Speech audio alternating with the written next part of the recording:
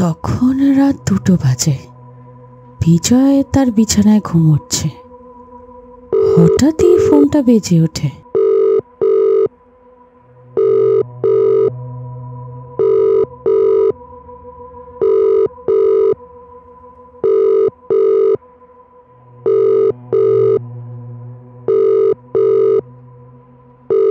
Hello.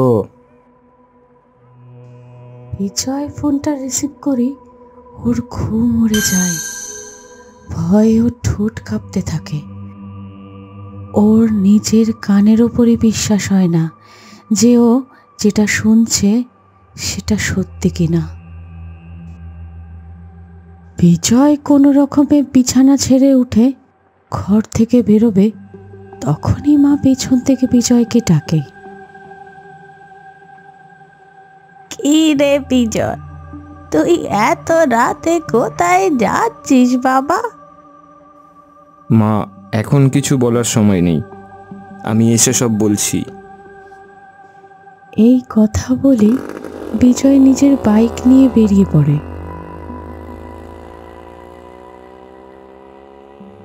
শুনশান রাস্তা দিয়ে বিজয় জোরে বাইক চালিয়ে চলেছে রাজারহাটের দিকে। শীতের রাতে রাস্তা তখন সম্পূর্ণ জনমানব শূন্য। চারপাশে কুকুরের ঘেউ ঘেউ ছাড়া আর কিছুই শোনা যাচ্ছে না।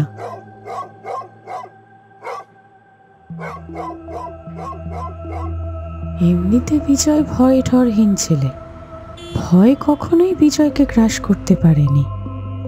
তবে আজ এমন কি হলো যে বিজয়ের চোখে মুখে ভয়ের ছাপ স্পষ্ট চোখে পড়ছে?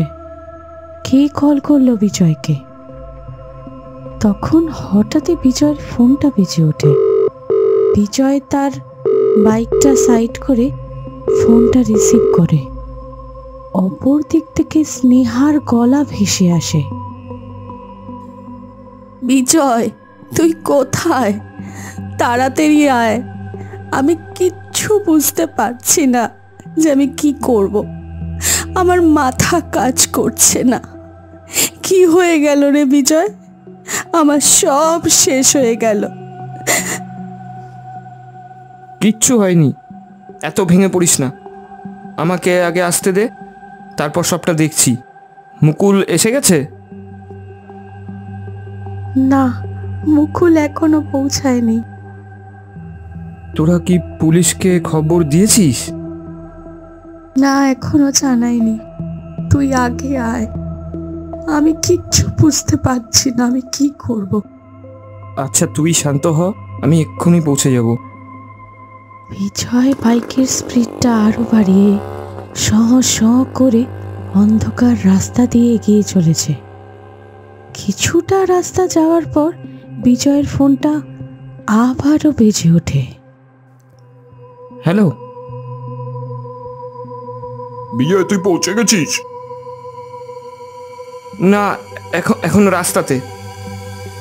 কয়েকটা দিন হয়েছে আমরা সবে তরুণকে হারিয়েছি। ওর হত্যা রহস্যের কিনারা এখনো হয়নি, এর মধ্যে আবার সুবর্ণ। তোর কি মনে হয় এটা কার কাজ হতে পারে?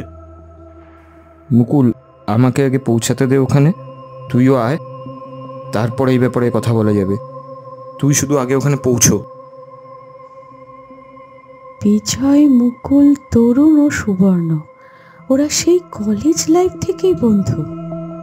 ওদের সবার কর্মক্ষেত্রের জায়গা আলাদা হলেও উইকেন্ডে ওরা সবাই একসাথে হয়ে আড্ডা দেয়। আবার যখন কোথাও ঘুরতে যাওয়ার প্ল্যান হয় ওরা একসাথেই সবাই ঘুরতে যায়। স্নেহা সুবর্ণর ফিয়ন্সে। স্নেহাকে সুবর্ণ ওর বাকি বন্ধুদের সাথে পরিচয় করিয়ে দিয়েছিল। কিছুদিন আগে তরুণের আকস্মিক মৃত্যু হয়, তবে তার কারণ এখনো উদ্ধার করা সম্ভব হয়নি। কিছুক্ষণের মধ্যে বিজয় রাজারহাটের ফ্ল্যাটে পৌঁছে যায়। সেখানে আগে থেকেই মুকুল পৌঁছে ওর জন্য দাঁড়িয়েছিল।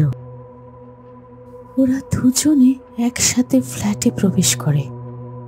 ফ্ল্যাটের লিফট থেকে নেমে যেই সুবর্ণ রুমে প্রবেশ করে, ওখানকার দৃশ্য দেখে বিজয়ের হাতটা কেঁপে ওঠে।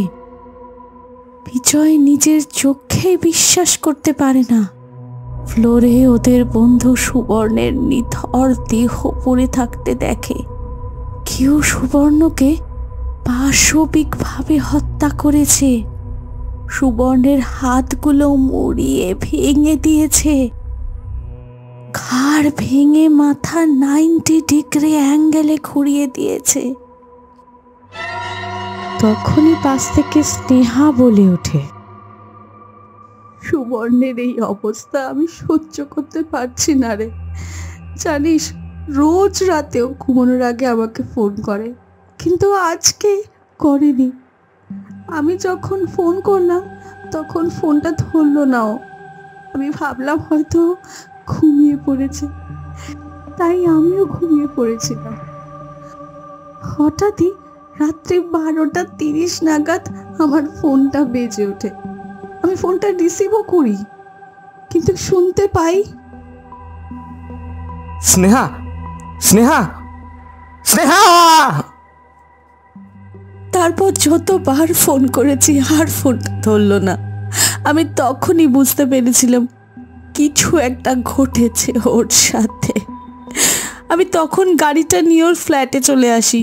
ওর ফ্ল্যাটের একটা ডুপ্লিকেট চাবি আমার কাছেই থাকে বলে আমি চাবি খুলে ফ্ল্যাটে ঢুকে ওর এই অবস্থা দেখতে পাই। আমি তারপর তোদের সবাইকে ফোন করি। এখন পুলিশকে ফোন করতে হবে। পুলিশকে ফোন করার কিছুক্ষণের মধ্যে পুলিশও চলে আসে। তারপর ফরেনসিক টিমও পৌঁছে যায়। পুলিশ সমস্ত জিজ্ঞাসাবাদ শুরু করে। ফরেনসিক টিমও তাদের কাজ শুরু করে দেয়। এইসব কাজ চলছিলই, তখনই বিজয় মেঝেতে পড়ে থাকা একটি হাতে আঁকা ভিক্টরি সাইনের ড্রয়িং খুঁজে পায়। সেটা তুলে বিজয় সেই ড্রয়িংটার একটি ফটো তার ফোনে তুলে পুলিশকে সেই ড্রয়িংটা হ্যান্ড ওভার করে দেয়। কিছুক্ষণ পরে বিজয় আর মুকুল পুলিশ ইন্সপেক্টরকে জিজ্ঞাসা করে, স্যার কিছু বুঝতে পারছেন? ওকে এভাবে কে মেরে ফেললো? দেখুন মিস্টার বিজয়, এইরকম ভয়ঙ্কর মৃত্যু আমার এত বছরের কেরিয়ারে এই প্রথম পেলাম। আপনার বন্ধুকে দেখে মনে হয় তো ওনার গায়ে যথেষ্টই জোর ছিল, তবে কেন উনি নিজেকে বাঁচানোর চেষ্টা করেননি? কারণ কোনো রকমের ধস্তাধস্তির চিহ্ন ওনার শরীরে খুঁজে পাওয়া যাচ্ছে না। আমরা নিজেরাই অবাক হয়ে যাচ্ছি। আপনাদের জিজ্ঞাসাবাদে যতটা ইনফরমেশন পেলাম তার দ্বারা আমরা আমাদের ইনভেস্টিগেশন চালিয়ে যাব। আমরা খুনির হদিশ পাবো বলে আশা রাখি। লেটস সি, দেখা যাক। আপনারা এখন যে যার বাড়ি চলে যান। আমরা এই ফ্ল্যাটটাকে সিল করে দেব। আর যদি কিছু মনে হয় যে পুলিশকে জানানোর প্রয়োজন আছে তবে আমাদেরকে অবশ্যই জানিয়ে দেবেন। এই সব শুনে বিজয় আর মুকুল তাদের শরীরের ভেতর ভয়ের কম্পন অনুভব করে। সেদিনের মতো ওরা যে যার বাড়ি ফিরে যায়।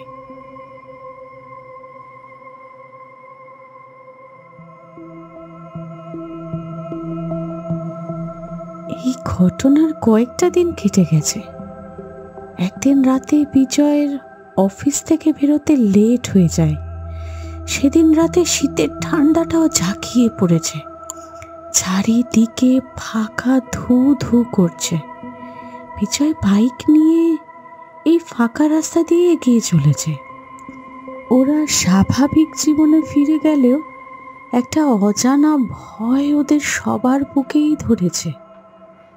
রাস্তা দিয়ে আস্তে আস্তে এইসব কথাই বিজয় ভাবছিল। যতক্ষণ না খুনি ধরা পড়ছে ততক্ষণ রাতের ঘুমটাও শান্তির হচ্ছে না ওদের। পরপর দুটো বন্ধুকে হারিয়েছে ওরা। সবাই যেন বেশ ভেঙেই পড়েছে। এইসবই ভাবছিল এমন সময় বিজয়ের বাইকের সামনে একটি মহিলা হাত দেখিয়ে দাঁড়িয়ে পড়ে। বাইকের সামনে এসে যাওয়াতে বিজয়কে গাড়িটাও থামাতে হয়। মহিলাটি বিজয়ের সামনে এসে বলে, আমার স্কুটিটা খারাপ হয়ে গেছে, এত রাতে কোনো মেকানিকও পাওয়া যাবে না, বন্ধুর বাড়ি থেকে বেরোতে একটু লেট হয়ে গেছিল, আপনি কাইন্ডলি আমাকে আমার বাড়ি অবধি যদি ড্রপ করে দেন প্লিজ। বিজয় মেয়েটির দিকে তাকিয়ে দেখে এত ঠান্ডায় মেয়েটি সাধারণ জামা কাপড় পরে রয়েছে, শীতের কোনো সোয়েটার জ্যাকেট কিছুই ওর গায়ে নেই। বিজয় একটু অবাকই হয়। এত রাতে এই ঠান্ডায় মেয়েটার কি ঠান্ডা লাগছে না? অবশ্য হতে পারে বাড়ি থেকে নিতে ভুলে গেছে। বিজয় তারপর পাশে পার্ক করা স্কুটিটার দিকে চোখ পড়ল আর মেয়েটিকে জিজ্ঞাসা করলো, আপনি কোথায় যাবেন? মেয়েটি তার বাড়ির অ্যাড্রেস বলতে বলতেই বিজয়ের বাইকের পেছনের সিটটায় উঠে বসে। বিজয়ও গাড়ি স্টার্ট দিয়ে এগিয়ে যায়। রাস্তা দিয়ে যেতে যেতে বিজয় মেয়েটিকে জিজ্ঞাসা করে, এত রাতে আপনার মতো সুন্দরী মেয়ের রাস্তায় একা চলাফেরা করাটা ঠিক না। এখনকার তো দিনকাল ভালো না, জানেনই তো ম্যাডাম, এখনকার দিনে কাউকে বিশ্বাস করা যায় না। এই বলে বিজয় চুপ করে যায়। মেয়েটি কিছুক্ষণ পর উত্তরে বলে, সবাই কি আর আপনার মতো জেন্টলম্যান থরি হয় মিস্টার বিজয়? এই অচেনা একজন মেয়ের মুখে বিজয় নিজের নামটা শুনে অবাক হয়ে যায়। বিজয় চিন্তায় পড়ে যায় এবং মেয়েটিকে বাইকের কাঁচ দিয়ে দেখতে চেষ্টা করে আর ভয়ে কাঁপা কাঁপা গলায় মেয়েটিকে বলে, কে তুমি? তুমি কি করে আমার নাম জানলে? মেয়েটি ততক্ষণে বিজয়কে জড়িয়ে ধরে বসেছে। তখনই মেয়েটি বলে ওঠে, কেন ভুলে গেলে?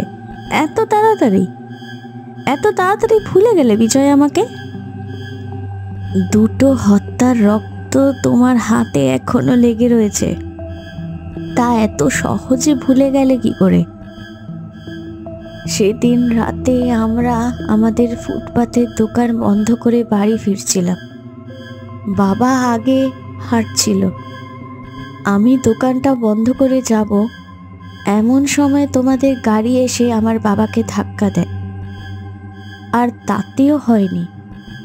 তারপর তোমরা তোমাদের গাড়িটা পিছিয়ে নিয়ে আবার বাবার শরীরের ওপর দিয়ে চালিয়ে দাও। সেদিন তোমরা 4 জন বন্ধু ড্রিঙ্ক করেছিলে আর সেই অবস্থাতেই তোমরা গাড়ি চালাচ্ছিলে। সেদিন তোমরা জানতে না তোমাদের গাড়ির পেছনে আমি ছিলাম। আমি দাঁড়িয়ে সবটা দেখেছিলাম। আমি সেদিন দৌড়ে বাবার কাছে পৌঁছানোর আগেই তোমরা আমার বাবার প্রাণ কেড়ে নিয়েছিলে। তোমরা সব বড় লোকের বাচ্চারাই গরিব মানুষকে মানুষ বলে মনে করো না। তোমরা ভাবো গরিব মানুষের সাথে দুর্ব্যবহার করা যেতেই পারে। পরে আমি তোমাদের বিবরণ দিয়ে তোমাদের গাড়ির নাম্বার দিয়ে যখন কমপ্লেন করলাম, পুলিশ তার কোনো ব্যবস্থাই নিল না, বলল এটা নাকি একটা অ্যাক্সিডেন্ট। তোমরা সবাইকে কিনে রেখেছো, তাই না?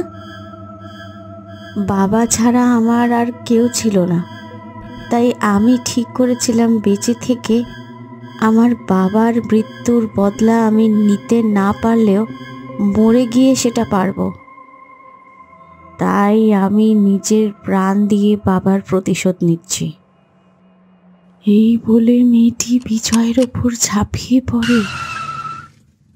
পরদিন ফোন পেয়ে মুকুল ওই স্পটে পৌঁছয়। বিজয়ের বডির অদ্ভুতভাবে পড়েছিল আর বিজয়ের লাশের পাশ থেকে একটা হাতে আঁকা ড্রয়িং মুকুল দেখতে পায়। ড্রয়িংটিতে একটি হাতের 3টে আঙুলের সাইন দেখা যাচ্ছে।